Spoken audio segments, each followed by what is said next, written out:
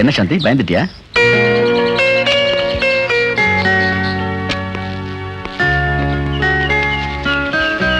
அங்க பரடி டாக்டரையும் சாந்தியையும். என்ன சாந்தி, நாட்டுப்புறத்து பொண்ணாட்டு பயந்துகிட்டே இருக்க? Be bold, be brave, be safe. ஆமா, ஸ்டடீஸ்ல எப்படி இருக்கு? ஏய், என்னது ஊம மாதிரி ஒண்ணும் பதிலே பேச மாட்டேங்கிற? ஒண்ணு இல்ல. அப்பா, இப்போவாது பேசுனியா? இதோ பார் சாந்தி, போர் அடிச்சா வீட்டு பக்கம் வா, ஹாஸ்டல்லே அடைஞ்சு இருக்காத. ஓகே, பாய்.